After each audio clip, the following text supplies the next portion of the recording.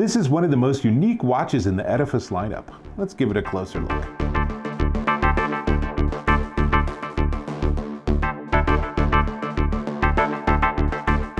Dave Taylor here, and I'm checking out this. This is the Casio Edifice ECB-S100HR-1A.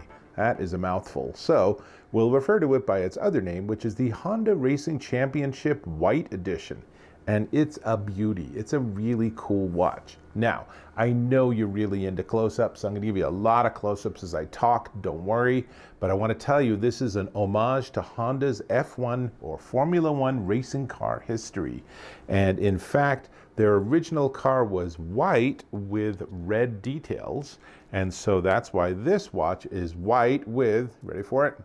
Red on the back of the leather band. So cool. Now you'll notice the band also says Honda Racing on it, and the metal clasp here also says Honda, and there's just a lot of cool details. The outer rim of the watch is also in what they call championship white.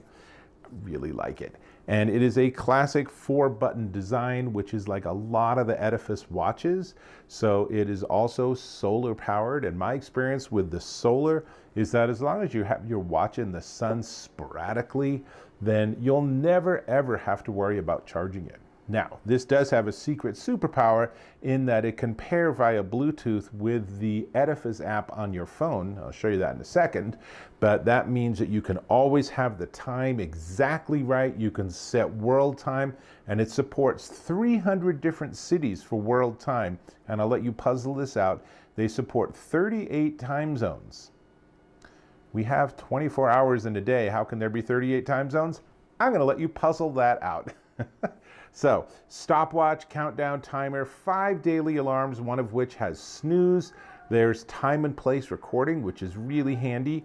And it's 100 meters water resistant, and it has a sapphire crystal, so it should stay absolutely pristine for a ridiculously long amount of time. Let's say that right. And let me give you a close-up so you can see how the dual LED light on the watch face works. It's really nice.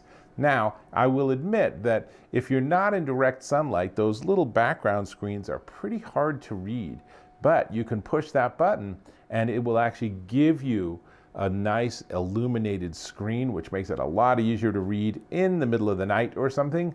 And you can adjust on the phone in the app how long that light stays on. In fact, let's go ahead and pair it with the app. So what I'm going to do is let's get the recording started, which is pretty easy to do on an iPhone. And then I'm going to launch the Edifice app. Let's try again. I'm going to launch the Edifice app.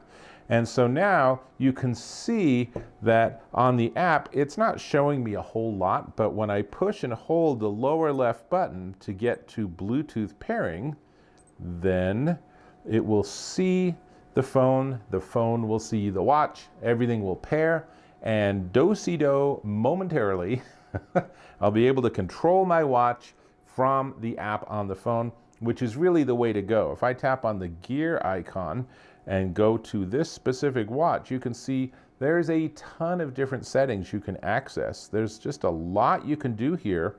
And you can even do time adjustments. You can specify how long it should be connected to the app before it disconnects. If that's too short, it can be super frustrating. But let's also go back, and this is also where I can adjust things like world time.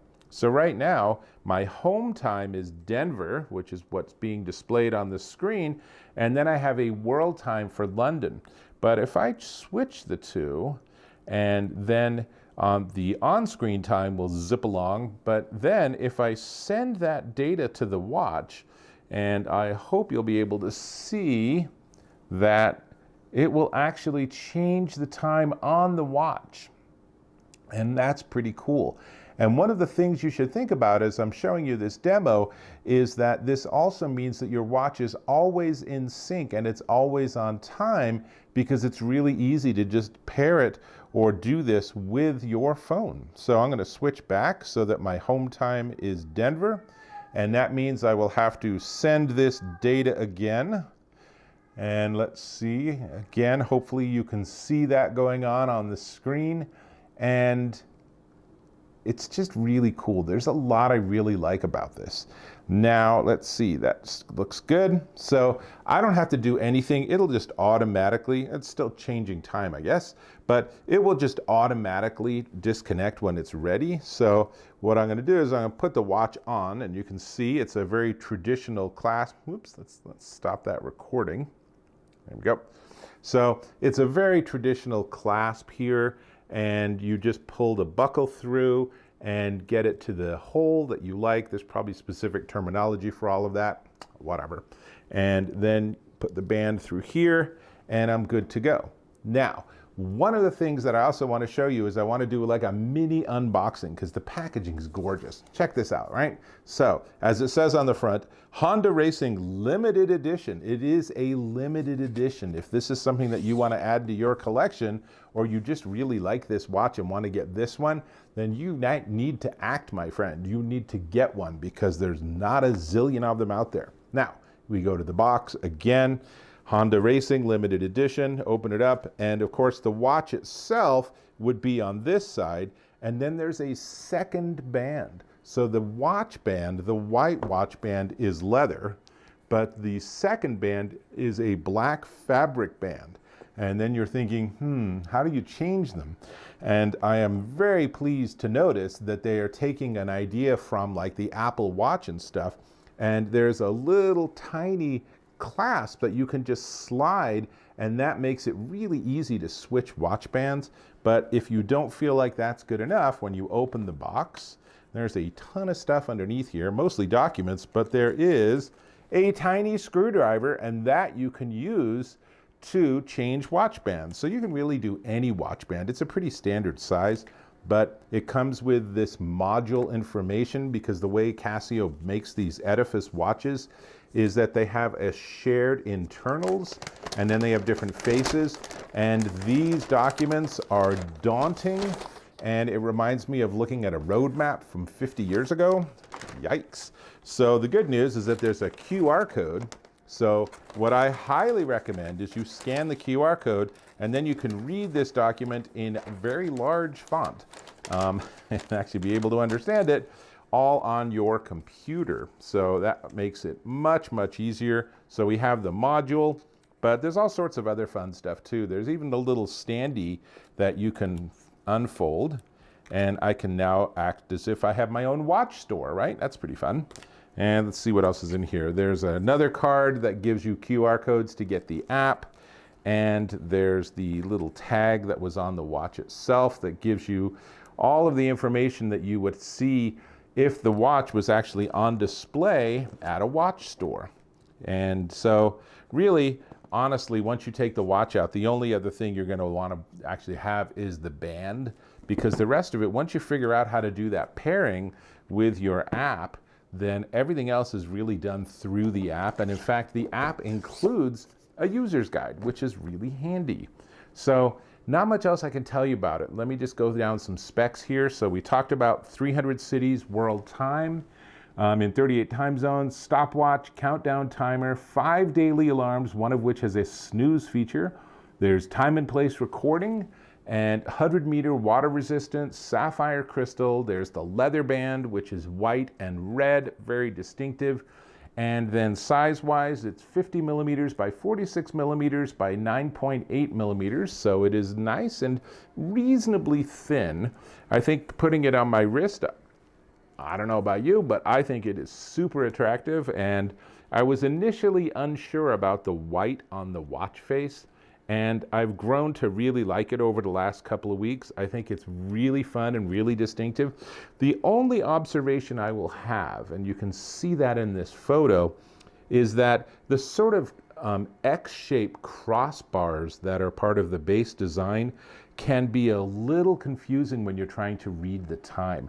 I wish there was a little bit more of a contrast there, but especially in the sun, those sort of sideways X can end up being bright and shiny, which then means you lose the minute and hour hand.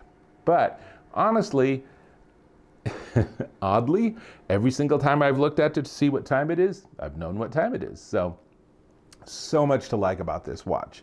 Only thing left to talk about is the price. Now, before we get to the price, I'm going to ask if you could subscribe to my channel. Super easy. Click or tap. And also, give me some feedback. Leave me a comment. Give me a thumbs up. Tell me what you wish I would have shown more of, or what you didn't care about that I showed up in super close. Always up for feedback as I learn more about how to do these sort of reviews, which leads us to the price. This is the Casio Edifice ECB-S100HR-1A. It is still a mouthful. And it's $350 at Casio.com. It's not the easiest URL to find, so go into my description, and I actually have a shortcut straight to the page for this particular product. It is a limited edition. They are not making a zillion of them. They are not going to manufacture this for the next 20 years. If you like this, you don't have to be a Honda racing fan, but if you're a Honda fan, this is an absolute no-brainer. Great present or great watch for your own collection. But even if you don't like Honda, even if you don't like racing, it's just a beautiful watch. I really like it. I know, I'm a big fan of the whole Edifice lineup, but there's a reason for that. I think they have a really great match of design and features and functionality, and all their watches look really cool. And this is just, with its white face and its white strap, just a really distinctive and very different watch than really the vast majority of my personal collection. So definitely one worth checking out. And with that, I got to go back to the racetrack, so I'll catch you in my next video.